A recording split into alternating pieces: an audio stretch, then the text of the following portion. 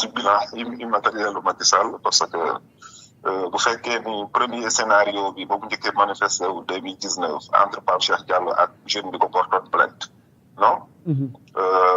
ñu étouffé ko tu vois daal di bàyyi noonu mu sedd mais defuñ li nga xamante ni moom la yoon wax loolu moo dem ba jur li parce que li xew tey Sénégal nekkul loo xamante ni lu bees la mais dafa doon xew ci suuf ci tunnel yi léegi lu doon xew ci suuf moo yëg ci kaw rek te lii yërmande la sax pour Sénégal tu vois yërmande la pour Sénégal parce que mënoon na fi gën a graaw quoi bu garaawul ba pare quoi parce que tamit réalité la bu nekkoon Sénégal léegi feeñ na ci kaw tu vois donc li ñu war a jéem a def mooy comment faire pour arrêter hémorragie bi ci wàllu góor jigéen bi loolu lu naxaree démantelé la mais peut-être que fi ñu toll nii di ñu war a jéem a xool naka lañ ci utee solution mooy wàllu feebar bi ñuy wàllante ko nga xamante ni il a fait sciemment dañ koy def ak conscience loolu rek mooy li nga xamante ni vraiment c'est man damay wax ni c'est criminel c'est criminel donc pour man ñooñu nga xamante ni ñoom ñoo conscient xam ne am nañ feebar bi ba pare ñuy sëy sans protection ba pare di wéy di ko lawal ñooñu xam nga sax dañu nekk ci contre le politique gouvernementale de la santé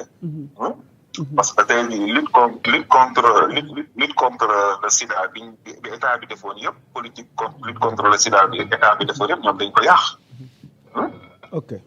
xam nga dañ ko yàq donc lii bu fekkoon ni 2019 ba scénario boobu njëkkee am entre Pape Cheikh Diallo et les jeunes boobu defaloon nañ justice comme il faut kon mën naa am affaire bi du yegg si fii tey donc pour man même le juge là bi nga xamante ni moom moo yoroon dossier boobu dañ ko war a seet kan la boobu dañ ko war a juger donc ki nga xamante ni tamit moom moo def intervention ci juge bi bañ teg dossier boobu ci suuf kooku moo xamante ni moo fa nekkoon oustaz boobu nekkoon foofu doon woote bale oustaz boobu dañoo war a xam kooku kan la et puis kan moo ñaan intervention au niveau du palais pour ñu teg dossier bi ci suuf ñooñu ñëpp dañ leen war a révéler tu vois parce que ñooñu dañu def crime contre l'humanité contre le Sénégal le Sénégalais quoi donc sur scala boo xamante ni dafa laaj double dimension quoi dafa laaj dimension temporelle ak spirituelle pour mën ko résoudre et puis dafay symboliser échec les politiques et les religieux et les artistes seen échec la seen dañuy échoué quoi système éducatif Sénégal amuñu système d'éducation amuñu politique éducation nationale quoi Sénégal école Jules Ferry bi mais yarul kenn da lay jàngal rek li lay jàngal c'est pour nga servir état bi mais pas pour nga defaru ko donc dañu war a changer école bi dañu war a changer daara ji parce que ñaari école yi fa am yëpp benn matu ci daara ji jàngaleem matul école Jules Ferry bi jàngaleem matul c'est catastrophique le Sénégal xam nga ba pare ngeen nekk pays boo xamante ni pays musulman la ba pare seen constitution bi c'est laïque c'est contradictoire léegi yow Sénégal dañ lay bëgg da ngay nekk jullit bu xew-xew amee ñu bëgg a basé wu ci diine pour àtte la te seen constitution bi teewul ci diine mais loolu mooy lan. ok alors jawriñ dañuy jéem a avancer par rapport ak loi bi ñuy waajal ci durcissement peine yi on ne parle plus de criminalisation mais gën a durcir peine yi jëlee ko ñaari at ba juróomi at yóbbu ko ba fukki at waaye tamit ak mboolem ñi nga xamante ni dañuy def apologie mbiru borom ñaari tur yi rawatina kuréel wala association yi nga xamante ni dañuy fësal agenda LGBT nan nga xalaat ci li nga xamante ni moom la assemblée nar au moment où askan wee ngi naan non criminalisation ngeen ñu waxoon mais fi mu ne nii waxatu leen criminalisation da ngeen bëgg a durcir les peines sa position sur ça. waaw lii ak criminalisation benn la rek quoi parce que tamit bu fekkee ni dañ endurcir peine bi de 10 ans jëm kaw tu vois donc daanaka pour man loi bi baax na quoi li ñuy waaj def assemblée baax na quoi dans le sens que tamit dañuy sóoraale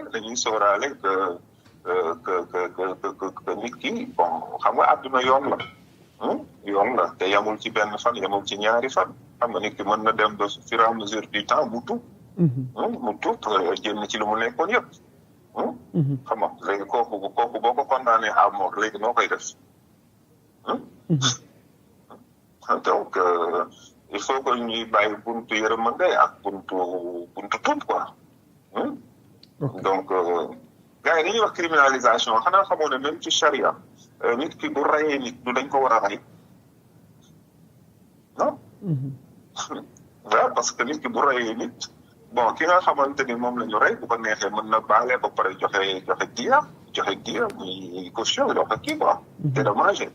bu ko neexee quoi donc charia da lay ubbil porte buntu boobu. comprendre donc charia nit ñi dañu naan ku rey nit dañu la rey bu sàcc nañ dagg loxoom ko kii mais charia am na yeneen buntu yoo xamante ne ubbi na ko quoi. donc criminalisation bon endurcir peine bi pour man moo gën a logique quoi. moo gën a logique parce que tamit ñi ngi ñuy criminaliser sàccum jur yi te ba léegi sàccum jur bi mi ngi fa tu vois. mais loi bi ni ma ko gisee ni bon répondre na ak aspiration au peuple sénégalais bi quoi pour man baax na quoi. ok donc pour man baax na quoi. ok alors jëwriñ balaa ñuy terminer ak yow ñu am sa xalaat rek ci limogeage yu Bassirou Kébé bi ginnaaw bu Pape Mada Ndour ginnaaw bu Salimata bi tey askan wi ñu bëri divisé wu ci ay position par rapport ak li xew yow ban njàngat nga ci am ci li nga xamante ni moom moo dal Bassirou Kébé tey rek ñu ngi amaat limogeage yu ki ñuy wax professeur Meissa Diakhaté. bon man pour man limogeage yi ak kii de doo ko tàmbali rek du yem fii. du yem fii parce que instance yi toll ni man li ma gis ni perception bi ma am ni ci Diomaye le président de la République perception bi ma am ci moom dafa nekk koo xamante ni bon peut-être que dafay dëggal boppam dafa bëgg construire boppam dafa bëgg imposer boppam dafa bëgg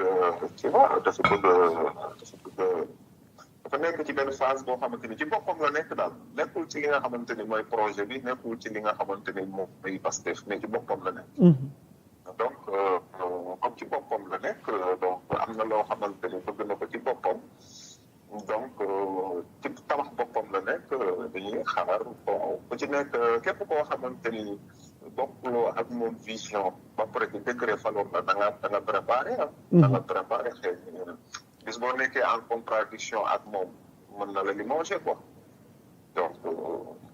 mais Pastef fi mu toll nii mooy traversé benn phase bu complexe quoi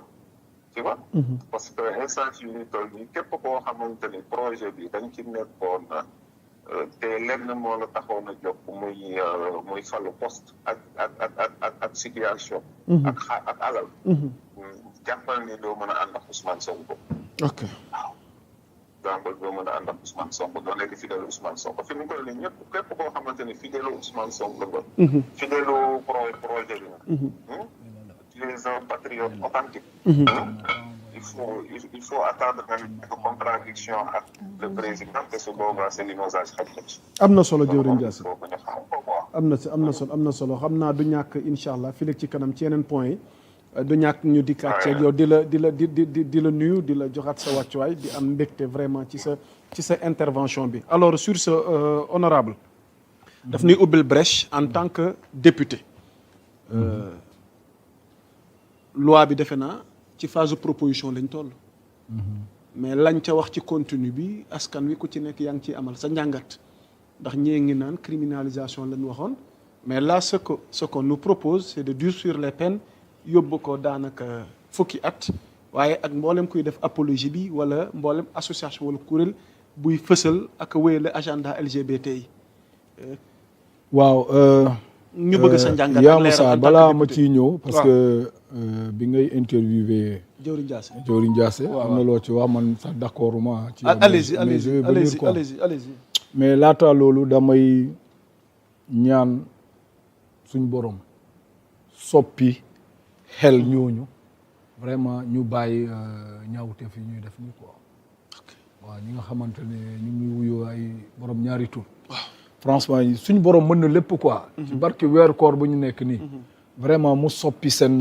xel ñu nekk dans la société normale quoi. parce que fii dëkk Khadim Rasoul dëkk Limaamu mënuñoo xalaat ay nit yoo xamante ne dañuy wuyoo borom ñaari tur quoi franchement rafetul si suñu réew boo demee lu mel ni États-Unis Trump loo ko mënta reprocher mais lii da koy xeex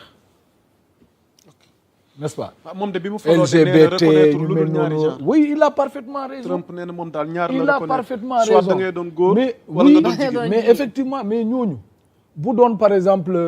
seen waajur yi dañoo adopté loolu ñoom du ñu doon juddoo exactement kon parce que franchement ces pratiques là dafay indi waroo extinction de la race humaine mais oui très sincèrement mais te dafa waroo ak ñun Sénégal nu mu bindoo exactement honorable franchement moo tax daal yaa ngi lancé appel dañuy ñaan suñu borom waaw ci barke weer koor bu ñu leen nii mu soppi vraiment ñooñu seen xel li ñu parce jikkoo que daal lii du lu rafet dañuy rusloo même seen mbokk yi quoi franchement mais suñu borom mën na lépp nit nekkoon ci yoon bu bon mu soppi xelom n'est-ce pas ba mu dellu ci société yal na ko yàlla yombal et aussi ma félicité la gendarmerie ci liggéey bi ñu nekk di def par rapport à ça très sincèrement ils sont en train de montrer qu'ils sont commandement bu brigade bu Kër Massar oui hein ils sont en train de montrer leur professionnalisme et je pense que déjà le fait que la gendarmerie di def un travail très sérieux et les gens sont en train de dire que oui diw ci réseau bi la bokk diw ci kii nii ñu koy woo je pense que à part désormais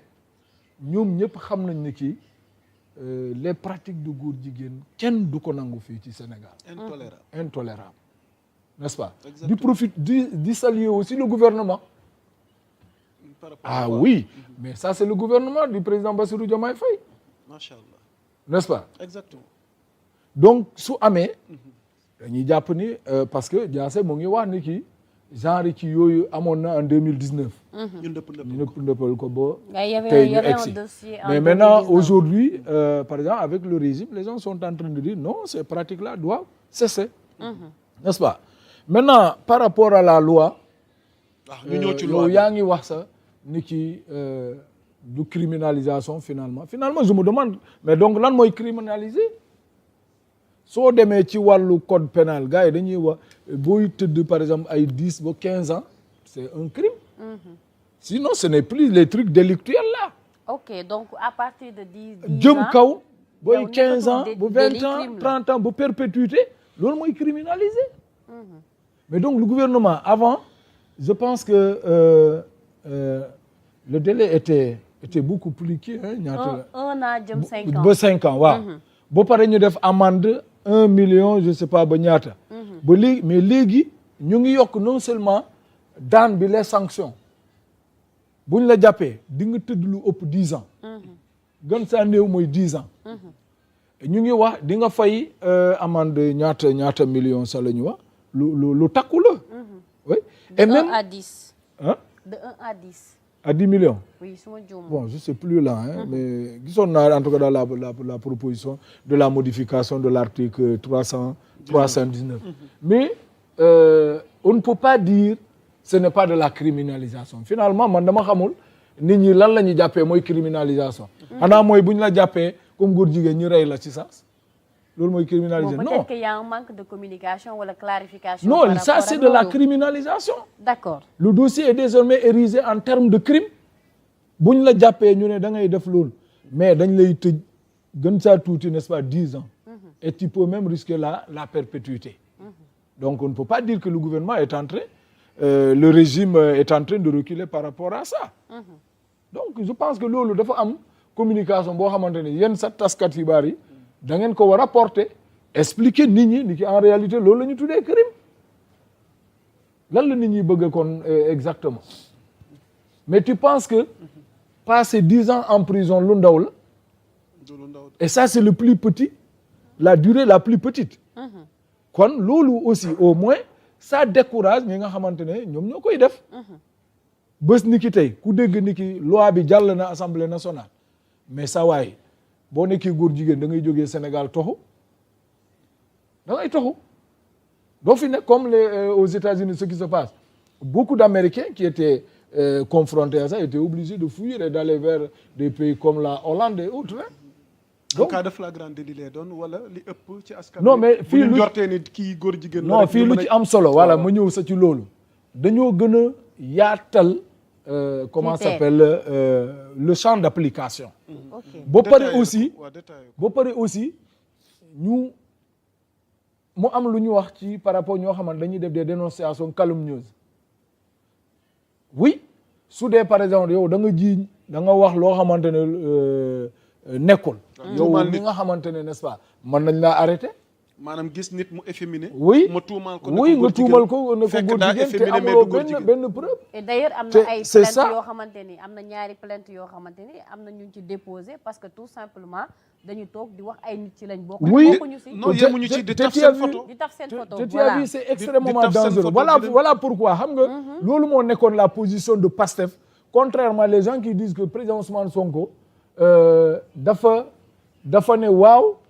à la criminalisation de la loi sur l'homosexualité ba pare di wut ay lay déedéet Ousmane Sonko dafa ne d'accord na mais il faut que ñu gën ko càmbar pour gën a circonscrire la loi son champ d'application pour bañ daal ay règlement de compte parce que les gens sont capables de tout aujourd'hui par exemple la loi sur le viol des gens en abusent am na ñoo xamante ne ñu ngi tëdd prison te pourtant lu ñu leen jiiñ dara amul parce que bu ñu nee dafa def un viol am na boo xamante ne n'est-ce pas dafa lëmbe woon l'actualité les derniers temps donc voilà pourquoi des lois une loi criminalisant quelque chose dañ ko war a circonscrire bu baax boo paree naan nit ñi képp ku tuumal nit d'homosexuel boo pare mënuloo ko prouver les dénonciations calomnieuses yow dañ lay teg ay daan su ko defee nit ñi aussi c'est pour décourager ñoo xamante ne mën nañu def des règlements de compte parce que loi boo xamante ne par exemple mal interprété wala mal libellé mais mën na andi loolu nga am problème ak nit n'est-ce pas mu jiiñ la loolu ñu arrêté la yow balaa ñëw prouver ni ki tu ne l'es pas mais fekk tu as fait des années comme c'est le cas de des viols